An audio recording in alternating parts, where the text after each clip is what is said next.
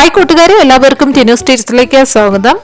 Video ഇഷ്ടപ്പെടുവാണെങ്കിൽ like ചെയ്യാനും അതോടൊപ്പം സബ്സ്ക്രൈബ് ചെയ്യാത്തവരാണ് കാണുന്നതെങ്കിൽ ഒന്ന് സബ്സ്ക്രൈബും കൂടെ ചെയ്തേക്കണേ. ഇന്ന് നമ്മൾ തയ്യാറാക്കുന്നത് റവ കൊണ്ടുണ്ടാക്കുന്ന വളരെ സ്പോഞ്ചിയും സോഫ്റ്റും ആയിട്ടുള്ള ഒരു ദോശയാണ്.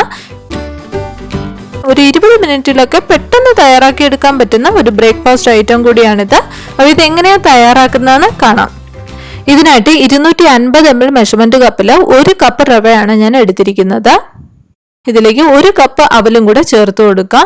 നമ്മൾ റവ ഏത് കപ്പിലാണോ മെഷർ ചെയ്തിരിക്കുന്നത് അതേ സെയിം കപ്പിൽ തന്നെ അവലും കൂടെ എടുക്കുക. 1/2 കപ്പ് തൈരും കൂടെ ചേർത്ത് കൊടുക്കുക. ഇതിലേക്ക് 1.5 കപ്പ് വെള്ളവും കൂടെ ചേർത്തിട്ട് നന്നായിട്ടൊന്ന് മിക്സ് ചെയ്ത് കൊടുക്കുക.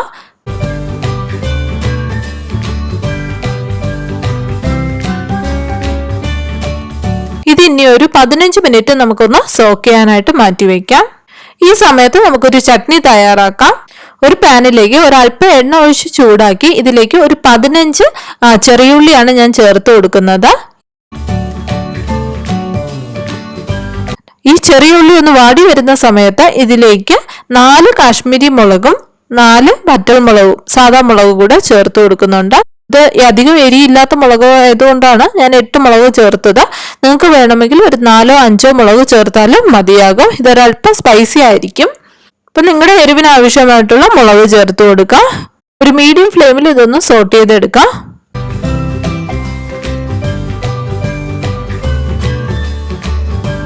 ഒരല്പം കറിവേപ്പിലയും കൂടെ സോട്ട് ചെയ്തെടുക്കുന്നുണ്ട്. അതേ സെയിം പാനിൽ തന്നെ 1 ടേബിൾ സ്പൂൺ കടലപ്പരിപ്പും 1 ടേബിൾ സ്പൂൺ തുവരപ്പരിപ്പും കൂടെ ഇട്ടിട്ട് നന്നായിട്ട് ഒന്ന് സോട്ട് ചെയ്തെടുക്കാം. അതിനുശേഷം ഒരു മിക്സിയുടെ ജാറിലേക്ക് ഇത് ചേർത്ത് കൊടുക്കാം. ആവശ്യത്തിന് ഉപ്പും കൂടെ ചേർത്തിട്ട് ഇതൊന്ന് ക്രഷ് ചെയ്തെടുക്കാം. അതിനുശേഷം ഒരു 3 ടേബിൾ സ്പൂൺ അല്ലെങ്കിൽ 4 ടേബിൾ സ്പൂണോളം വെള്ളം ഒഴിച്ചിട്ട് ഇതൊന്ന് അരച്ചെടുക്കണം. ഇങ്ങനെ ഈ രീതിയിൽ ചെയ്തു കഴിഞ്ഞിരുന്നാൽ നമുക്ക് ഫൈനായിട്ട് തന്നെ അരഞ്ഞു കിട്ടും. ഇനി ഇതിലേക്ക് ഒന്ന് താളിച്ചൊഴിക്കാനായിട്ട് ഒരു പാനിലേക്ക് ഒരല്പം എണ്ണ ഒഴിച്ച് ചൂടാക്കി അതിലേക്ക് ഒരു 7-8 വെളുത്തുള്ളി ഒന്ന് ചതച്ചെടുത്തതാണിത്. അത് ചേർത്ത് കൊടുത്ത് ഒന്ന് വാടി വരുന്ന സമയത്ത് ഇതിലേക്ക് കറിവേപ്പിലയും ചേർത്ത് ഒരു 1/4 ടീസ്പൂൺ കായപ്പൊടിയും കൂടെ ചേർത്ത് സോട്ട് ചെയ്ത് അത് ആ ചട്നിയിലേക്ക് ഒഴിച്ചു കൊടുക്കാം. അപ്പൊ അധികം ലൂസായിട്ടല്ല ഇരിക്കുന്നത് ഈ ചട്നി, ഒരല്പം തിക്കായിട്ടാണ് ഇരിക്കുന്നത്. അങ്ങനെ ഗാർലിക് ഫ്ലേവറിലുള്ള ഒരു ഉള്ളി ചട്നിയാണ് നമ്മൾ തയ്യാറാക്കിയിരിക്കുന്നത്. ഇപ്പോൾ ഒരു 20 മിനിറ്റ് ആയിട്ടുണ്ട്. നമ്മുടെ റവ മിക്സ് നന്നായിട്ട് തന്നെ സോക്കായി കിട്ടിയിട്ടുണ്ട്. ഇനി ഇതൊരു മിക്സിയുടെ ജാറിലേക്ക് ഇട്ടിട്ട് നല്ല ഫൈനായിട്ട് അരച്ചെടുക്കാം. ഒട്ടും തന്നെ വെള്ളം ചേർക്കേണ്ട ആവശ്യമേ ഇല്ല. നമ്മൾ 1.5 കപ്പ് വെള്ളം നമ്മൾ നേരത്തെ ചേർത്തിട്ടാണ് സോക്ക് ചെയ്യാൻ വെച്ചിരുന്നത്.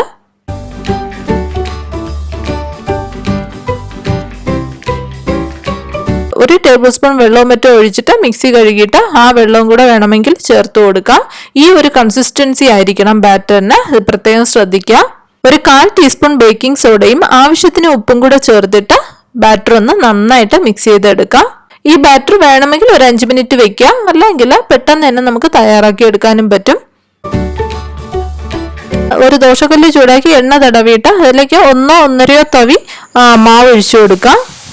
മാവ് ഒഴിച്ചിട്ട് ഒരിക്കലും പരത്താനേ പാടില്ല. നമ്മൾ സാധാരണ ദോശ ഉണ്ടാക്കുമ്പോഴത്തേക്ക് നന്നായിട്ട് പരത്തിയിട്ടാണ് ഉണ്ടാക്കുന്നത്. ഈ ദോശയ്ക്ക് പരത്തേണ്ട ആവശ്യമില്ല, പരത്തരുത്. പരത്തി അത്ര നന്നാവില്ല. ഇത് ഒരു മീഡിയം ഫ്ലെയിമിൽ വെക്കുക. ഈ രീതിയിൽ ബബിൾസ് ഒക്കെ വന്നു തുടങ്ങുന്ന സമയത്ത് ഒരു അടപ്പ് കൊണ്ട് മൂടി ഒരു 2-3 മിനിറ്റ് ഒന്ന് വെച്ചിട്ട് ദോശ മറിച്ചിടുക. ആകുമ്പോൾ വീണ്ടും ഒരു 1-2 മിനിറ്റ് ആകുമ്പോഴത്തേക്ക് നമുക്ക് ദോശ എടുക്കാം.